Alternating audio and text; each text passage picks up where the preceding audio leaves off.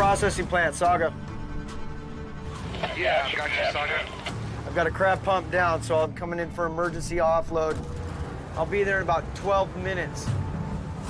Roger that. I'll hold the spot for you. See you soon.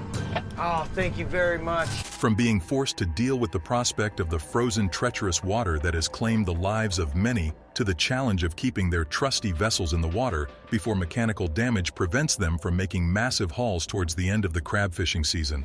Here is how Jake Anderson and the rest of the vessel captains caught $13 million worth of crab. By now, we're all familiar with the lives of those who risk it all on the Deadliest Catch TV show. For about 19 seasons now, we've watched the likes of Jake Anderson of the FV Saga, Sig Hansen of the FV Northwestern, Monty Mouse Colburn of the FV Wizard, and Wild Bill Wikrowski of the FV Summer Bay take on the challenge of fishing for crabs out in the Bering Sea. I guess that's the best way to take advantage of the Alaskan king crab and snow crab fishing seasons. This is probably the scariest offload I've ever had. As you can imagine, because this is a TV show on the Discovery Channel doesn't mean that this show doesn't come without risks. After all, the very name of the show should tell you how deadly these crab fishermen's activities are, and as such, several people have succumbed to the dangers of the elements ever since the Discovery Channel began broadcasting this show back in 2005, nearly 20 years ago. Despite the dangers, however, this hasn't stopped these daring fishermen from taking on the challenges of the open sea. Gather enough of these crabs and you could literally be looking at hundreds of thousands of dollars, and that's if you aren't lucky enough to make away with a haul worth millions of dollars. The risks do justify the rewards in a way. Despite the rewards, they still can't ignore the fact that this is considered to be one of the most dangerous jobs in all of America. Back in 2006, for example, the Bureau of Labor Statistics considered commercial fishing to be one of the occupations with highest fatality rate, with 141.7 per 100,000 of these commercial fishermen meeting their fate out in the field. As wild as that may sound, general commercial fishermen are said to experience even less danger than those that hit the waters in search of Alaskan king crabs. Those who embark on Alaskan king crab fishing are said to have an even worse time making it out there because of the overwhelming dangers of the Bering Sea during the crabbing season. Yesterday was so good. This spot's officially dried up. I had to catch this fish or I forfeit the boat, and I don't even know where to put them. Even back when the show began, the death rate of those who start fishing for these crabs during the main crab season averages at an alarming 1 fisherman per week. On the lighter side of things, if you can even believe that, there is also an injury rate for the crewmen and the deckhands that has the possibility of leaving your heads reeling from the news. Apparently, any deckhand that steps onto one of these fishing vessels has almost a 100% chance of injury while they are out there during the severe weather conditions of the fishing season. After all, it's no walk in the park when it comes to dealing with frigid gales, rogue waves, and ice formation that could cripple anybody's boat. I'm surprised more people don't call in sick when they look at the prospect of death and injury while they're on one of these fishing vessels. Despite the risks, these men have decided to take on these seas so that they can make the haul that could change their lives and the lives of their families after all the sacrifices that they've made over the years. Yes, there's a chance that they won't make it back, but who knows? Maybe they'll be the ones to make the deadliest catch ever. Let's take a look at what happened during the last days of Season 18 of The Deadliest Catch. Captain Jake Anderson and the rest of the crew on the FV Saga, the 170-foot boat that was built all the way back in 1979, are navigating the dangerous waters in search for a haul that would enrich each and every one of them. Unfortunately, before they can reach their goals, they have some niggling problems that they have to deal with before they are ready to take on the creatures of the open seas. For starters, it appeared to be that one of the water pumps on the ship had suffered some damage, and as a result, the crew discovered that they didn't have oxygenated water for the crabs that they've already caught. This is terrible for the haul because they must have been starving or dying off at this point. As a result, Captain Jake must come up with a solution before their entire haul dies off, thereby making their excursion out into the open waters useless. Pump number 2's not working.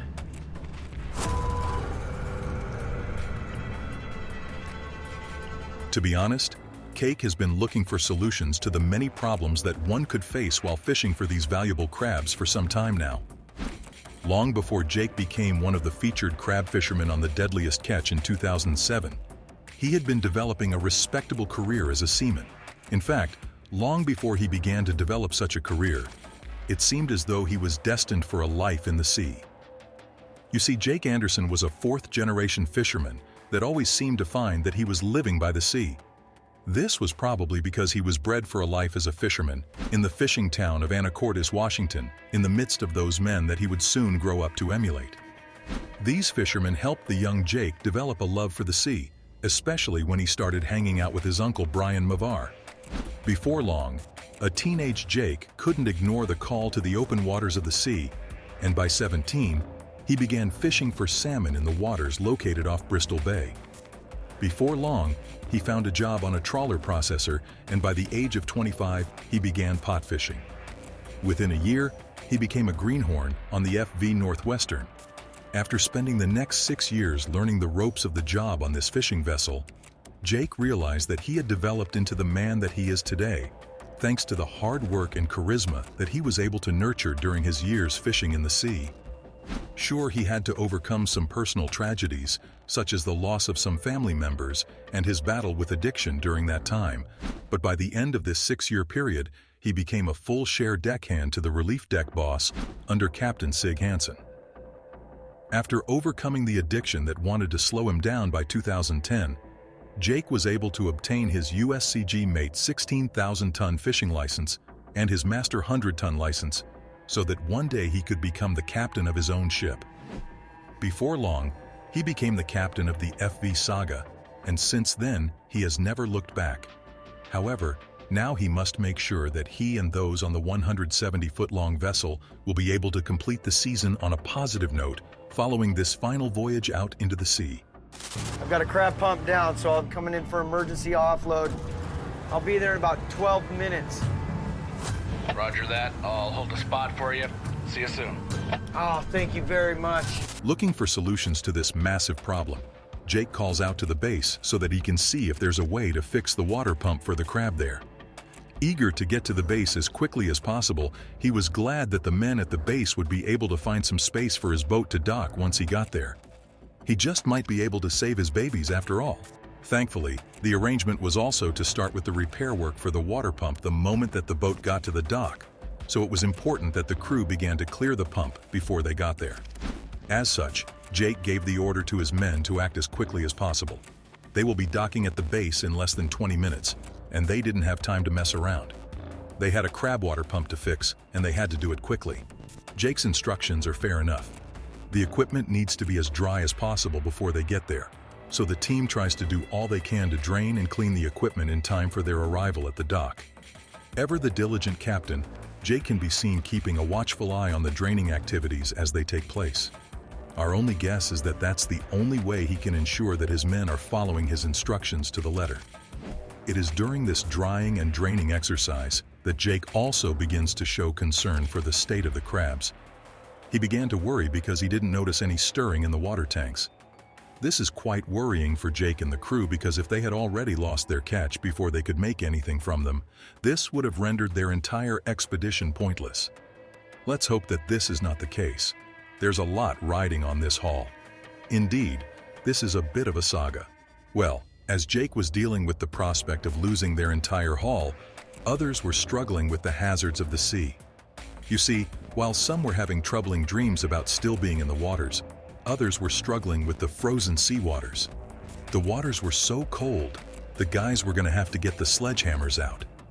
Imagine having to crack through the ice just to get your boat through the waters. And some people think their jobs are hard. This is a real man's job. Even Mama Bear is getting in on it. Well, maybe she gets a bit too into it as she uses her hammer to smash through some fruits. This isn't Fruit Ninja, ma'am. We need to break the ice to get some of those crabs. Already the competition between the different vessels on the Deadliest Catch TV series was on, as they had all caught hundreds of thousands of dollars worth of fish, while some were even up in the millions. The Patricia Lee was already about $5 million deep in their haul, while the Wizard was almost up to $2 million. Jake Anderson and the Saga will be envious of the others, but they can't be too upset as they had almost $1.5 million worth of crabs with them. At least they're better than others such as Summer Bay, who still haven't made up to $600,000, and with the season drawing to a close, they may want to catch some more crab if they want to give the crewmen the pay they deserve for having to endure the harsh conditions so that they could catch these crabs. Back on the Saga, the team had finally made it back to dock with their crabs still clinging onto life, while those on the base tried to help him fix his crab water pump. After all, as Mason said, the more they go without having any of that oxygenated water, the higher the chances were that these suckers were going to die, leaving the team with nothing to show for their excursion out into the dangerous waters. As such, it is clear that every second counted. Meanwhile, those on the Wizard were dealing with some of their own challenges. Tearing through the seas about 250 miles northwest from the Saga, they faced something of a race against time because they only had about 9 hours before the frosty ice reached St. Paul Harbor. This is bad news for them because they still need some more crab despite making more than $1 million in their crab haul so far. They're going to need a bit more if they are going to make anything out of the season.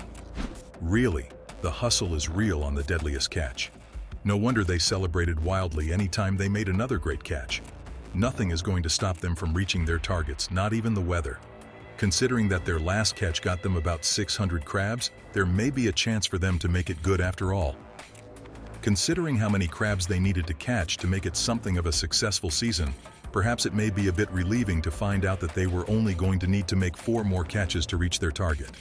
There might just be some hope yet. It's enough to make the guys proud of themselves. At the end of the day, Captain Keith was pleased and proud of his boys, because their total haul helped them make about $1.7 million at the end of the winter season. The crew must have been going out of their mind, because this meant that each and every one of the crewmen were going to take $87,000. That's truly beautiful. The guys in charge can't believe how hardworking his men are, and as such, he felt compelled to tell them how proud he was of them and everything that they did for them to make sure that their trip out into the open waters was as lucrative as it was for everybody out there. That's what happens when everybody is capable of carrying out some good old-fashioned teamwork. Thankfully, they have such a great leader who can acknowledge the efforts of his men. Come to Papa! Papa! Soon, the sun goes down and the boat basically has to wade through the ice as they make their way back to the St. Paul Harbor. This may look fun, but they must make it back if they didn't want to be frozen out in the ice. Such are the hazards and challenges that these crab fishermen must face if they want the final stages of the season to end without any unnecessary problems or setbacks. Thank goodness that they all were able to make it back, because they could start taking record of what they caught. This would help them project how productive the 49 days out in the seas were and whether or not it was a profitable exercise at all. For starters, Jonathan Hallstrand of the FV Time Bandit was excited to announce that he and his crew had been able to catch over 160,000 pounds worth of opilio crab after almost spending 2 months out in the open seas. As you can imagine, the crew was pretty stoked because this meant that they had just made about $1.3 million. That means that each of the deckhand was about to make $60,000 from this trip. Are they taking applications? $60,000 after just a few months fishing is a good deal if you ask me. Next up, we take a look at Captain Sig and Mandy Hansen of the FV Northwestern. Eager to challenge the haul of the Time Bandit and its crew, the Northwestern managed to make its way back to the dock just before the ice could stop them. Now they can take a look at how many of these crabs they had in their possession after spending about nearly 50 days out in the open water fishing for them. Well, they may have been disappointed to find that they only caught enough fish to make about $630,000. As bummed out as they may be to lose out to those on the Time Bandit, they can take some solace in the fact that each of the crewmen and the deckhands got to come away with about $70,000 per man. Amazing. Afterwards, we take a look at the FV Saga, who came back to the dock with about 62,000 pounds worth of these crabs. As much as they may have been disappointed because they had to deal with the loss of about 2,000 pounds worth of these crabs, they may still be able to come away with something that would please those aboard the fishing ship. That said, morale was sort of low because they were still in shock that they lost so much precious cargo. Well, at least they could smile a little because in between the codfish and the opilio crabs that they had on board on the Saga, they had managed to make about $1.4 million. Amazing. That means each and every member of the crew had managed to come away with about 74 grand. That, my friends, is pretty amazing. Now, we're sure that they could have made a lot more if some of their catch survived, but who will say no to $74,000? Not me. The catch is enough to make some of the members of the crew return in the next season, despite how wild this job is. Finally, we take a look at what the Patricia Lee was able to bring back to the dock. You could tell how pleased this crew was as they finally docked at St. Paul. They eagerly moved their crabs around, yipping and yelling as they took in the scale of their catch. Surely they must be coming away with a great haul. Well, sure enough, we just might be right because their team was delighted to find that they had caught their guaranteed sum of $4 million while they were out there in the open seas. This meant that each deckman was going to take a massive $130,000 home. Great work gets great results, guys. The evidence was right before us. Following their tasking crab fishing expedition from Alaska to Seattle, the different boat crews were happy to kick back and relax while they were recovering and recuperating in Seattle. They do get to kick back too.